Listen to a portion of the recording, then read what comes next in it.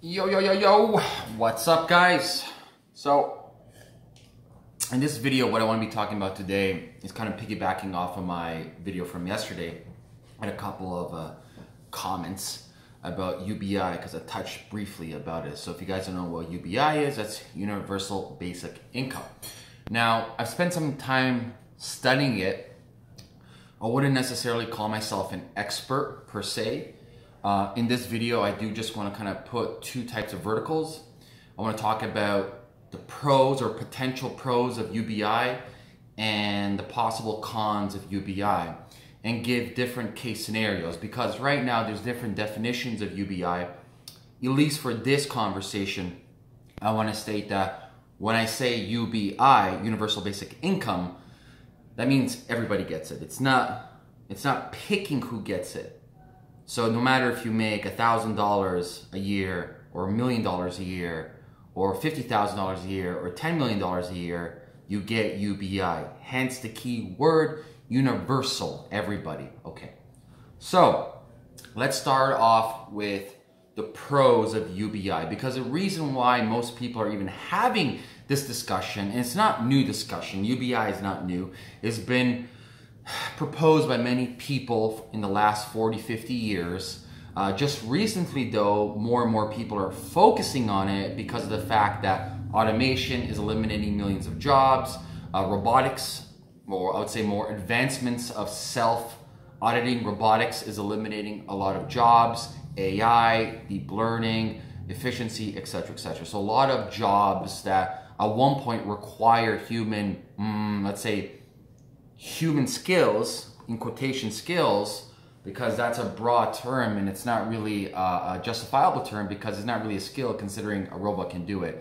So more or less it's a commodity at the end of the day. So let's look at it this way, okay?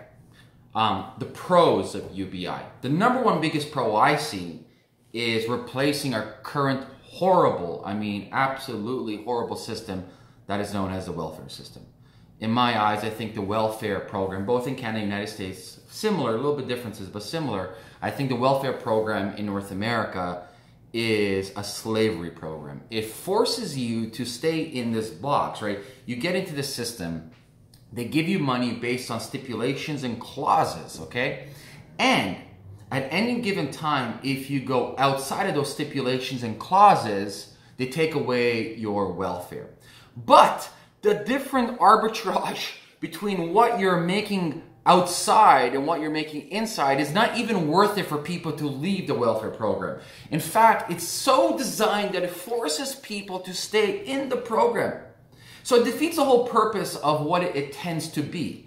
Welfare program, it tends to help you temporarily get on your feet so you can graduate, whether in a new skill level or in a social setting, or maybe you have family issues, whatever it may be. It gives you a temporary buffer to get out of your current circumstances so you can better yourself. However, that's not the case, okay? The welfare system does not fucking work whatsoever, period. And not to mention the legal drain it has on our system, the taxation drain it has on our system, and in fact, as a society, what do we want for you and I together? Well, we want everyone to be better, right?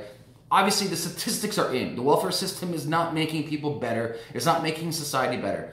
So if we were to implement a UBI system, one of the first beneficial things would be the welfare system would be replaced.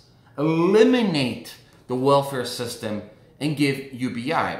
And with UBI, at least in this example, you don't have to be stuck in a box. They're not saying, well, if you're making X amount of money and you're claiming some kind of disabilities over here and you're doing this over there, you can't get UBI. That's not the case. Regardless of what you're making, regardless of your situation, you get UBI. Because let's revert this as, why are you even in need of UBI, or why are you even in need of welfare in the first place? Well, if we're looking at Maslow hierarchy of needs, the bottom need is the most simplistic needs. I want to say simple, the highest necessity of a human need necessary, which is shelter and food, okay? And security, you can put in there too, those three: shelter, food, and security. So what UBI does is it covers that. It covers your shelter, food, and security. which is the most fucking important things. Everything else is secondary. It really doesn't matter. As long as you have food and you're in a good home, you know, life is good, okay? And so we would eliminate the welfare system. Boom. Eliminate all those bureaucracy, bureaucratins, all those stupid jobs you're having that are useless for society. Eliminate that. Eliminate all the waste. I would say, yeah, it is waste. Eliminate all the wasteful taxes that we're using on welfare system. Eliminate that. And eliminate the slavery model that we have, I would say legal slavery model in the welfare system, and replace that with UBI. So that's the first really good benefit of UBI, replacing the welfare system. The second interesting benefit of UBI, generally speaking, it fits in line both economically, economically speaking, policy speaking, on many different, let's say, political camps. So a lot of libertarians like it, a lot of conservatives like it, a lot of liberals like it. So across board, many different people acknowledge the fact that UBI is a very good substitute and a very good solution moving into the future, okay? Those are like the super high level benefits of UBI. I really do like the fact that it can replace our really bad doesn't even justify it. I would say horrendous, demonic system that is a welfare system. It's just such a horrible system. Okay, so that's like the major points when it comes to the high level pros of UBI, which is great. Those are really good pros. You know, everybody gets it. You don't have to go through a welfare system. You get $2,000 a month in your bank account. You can use it towards your rent. You can use it towards your food, whatever you need it to use for, and that gives you the freedom and liberty to pursue other things. And that's pretty much the major selling point of it. It can substitute all these different other government programs, eliminate those government programs, free up a bunch of this free money, or I wouldn't say free money, but taxes that we're already paying, and diverge these taxes into the UBI program. So everybody, as a citizen of that country, gets $2,000 a month, give or take, whatever it is. And now that gives you enough of a platform to build off of. Now let's get into the cons. And obviously, I'm not going into super deep on both sides, but I'm just going to high level stuff. So the cons. My first con when it comes to UBI is the economic policies. So if you're looking at inflation, roughly our dollar inflates about 2% per year, give or take, right? So that means every year, roughly speaking, you're losing about 2% buying power. Now, if you couple that and compound that with the cost of products going up, specifically produce, more or less technology is going down, so consumable electronics and pricing is going down, but the flip side is happening with produce, the stuff that really matters the most, and rent. Rent's going up and produce going up. So Maslow hierarchy needs, a bottom category is going up in price, while all these, like, let's say, things that really don't matter, electronics, etc., consumable products, are going cheaper in price. And so at 2% per year inflation, based on compounding that versus produce and rent going up, you have on average 4.2 to like 5% inflationary dollar per year. Well, obviously each country is a little bit different. You know, Canada's a little bit worse than the United States, etc. So my question then for UBI is, if you're getting $2,000 a month, that should pay for your rent, that should pay for your food. Hypothetically speaking, based on mathematics, that means what? Every 5 to 10 years, then you need an uptake for UBI, so you have to give me 3,000, then 10 years later you have to give me 6,000. So like the curve keeps on going up. So I'm wondering, like, where's the taxes coming from that? Who's paying for this? Like, what you're getting today for 2,000 for UBI, let's say this apartment and some food, you're not going to get that 10 years from now. You're not going to get that 20 years from now. So the economic policies of fiat currency doesn't make sense initially for UBI. Okay, so that's number one. Number two, it's a little bit more nefarious and Machiavellian. That is voting, right? Who's creating these policies in UBI? Is it liberals, conservatives, Democrats, whatever, left, right parties, doesn't really matter. And so for me, I fear the fact that they can use this as a tool to sway votes. Of course you're swaying votes today, but this is on a grander fucking scale. Imagine, like, I don't know, the Democrats or the conservatives come in and they're the ones that pass UBI, whatever. This is a big carrot that they're swaying over people to control their votes for the future. That's not good. And I think for UBI to really exist, our democratic system, or how it's set up, needs to change. Drastically needs to change. If UBI is to work, there needs to be not attached to any political party. It needs not to be attached into policies. It needs to be run by a third unbiased entity. And so that's my, that's a big fucking fear for me, is when you have UBI being controlled by politicians to sway votes, okay? Next thing, what I really don't like a UBI is this. Even though they state that hypothetically it might work, remember, we don't know. There's many different variations of UBI. Alaska has something interesting. I'll get that into a second. I think that might be the best form of UBI. It also eliminates politics from it and eliminates taxation from it. It's actually done quite well. So for me, when I look at the third issue of UBI is this. So let's say everybody gets $2,000 and let's say like inflation is not that much of an issue. There's something called financial literacy. You know, when I was younger, I made a lot of money doing stupid things and I blew a lot of money. I had no one to teach me about financial literacy. You know, this is why more than 75% of lottery winners go broke within the first 5 years. They don't know how to control that money. Whether it's $2,000, whether it's $2 million, it really doesn't matter. And a lot of people who do have economic issues, I would say the majority, and I wouldn't say just economic issue, I would say everybody. You know, from elementary school to high school to university, no one has been taught about financial literacy. What is money? How's money made? How do you leverage money, right? Money is alchemy. Literally, money's fucking alchemy. And so you have this money, $2,000 a month, and they're not forcing you to use it on rent. They're not forcing you. Well, ideally, that's what UBI is. There's no forcing of it.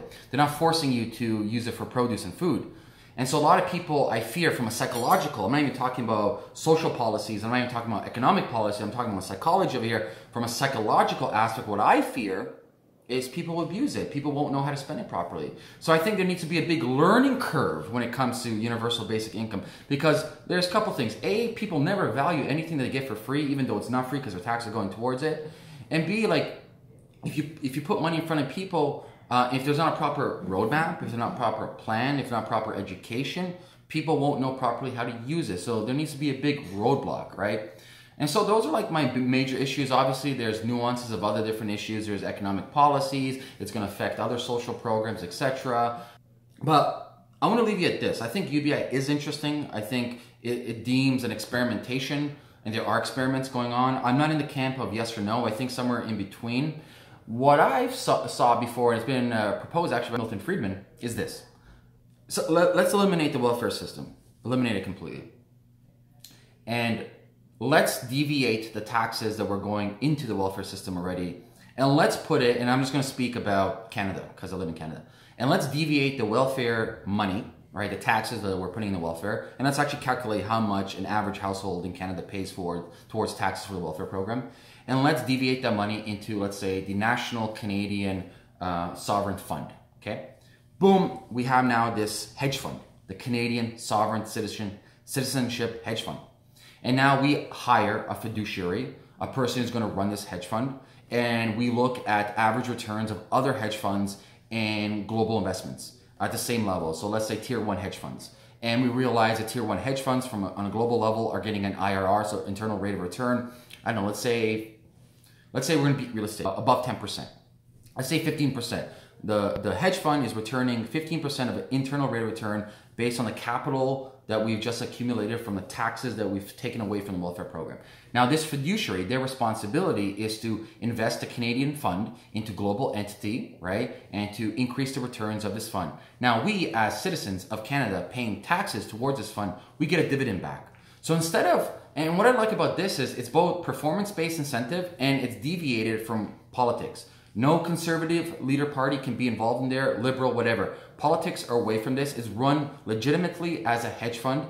We're taking pre-existing taxes because let's face it, like, you know, even though I'm a libertarian in some aspects, like it's going to be fucking impossible to stop the government from taxing us. Like it's in already. But let's take the pre-existing taxes from the welfare system and make a fund. And so now we have this fund, and let's say 5 years from now, we realize, hey, this fiduciary or the fiduciaries inside of this fund are performing poorly, subpar 15%, we fire them. They're fucking gone. End of story. Let's get new people in. So it's a performance-based fund for the Canadian people, funded by the Canadian people, that's paying a yearly dividend back. And what's cool about this is like, it's not even considered UBI. So psychologically speaking, it's great. It's like, hey, this is a Canadian fund. We are improving the GDP of Canada by doing this as well. We're investing in external elements, commodities, resources, technology companies, and you as a Canadian who's invested in this Canadian fund, you get a dividend. So I really like that model. Alaska does something similar with that. Alaska has their oil revenue. So they take a small piece of capital and dividends from the oil profits in Alaska and they give it back to the people. We can do the same thing in Canada as well. Our hedge fund can be investing in Alberta oil, renewable energies, CBD, weed, blockchain, crypto, whatever it may be, and then we get a dividend. So those are my, that's my thought, at least on like a cool experiment that we can do for UBI. Moving forward, more experiments are needed. And bottom line though is there is no right or wrong answer. Different countries have different cultures. Different countries have different belief system. Different countries have different politicians. Different countries have different histories. Different countries have different banking. So it's a multifactorial variable. And so like you can't take what works in Switzerland and put it in Canada. You can't take what works in Canada and put it in the United States and vice versa. Okay. So each country has to figure out its own thing. My recommendation is watching my video from before and not relying on any government. If you need to rely on the government, you're fucked. Be self-sufficient. Love yourself as much as you can. Surround yourself with awesome people. Get mentorship. Get the skill of meta learning. Learn things as fast as possible. And just take risks in life. I'll leave it at that, guys. Peace.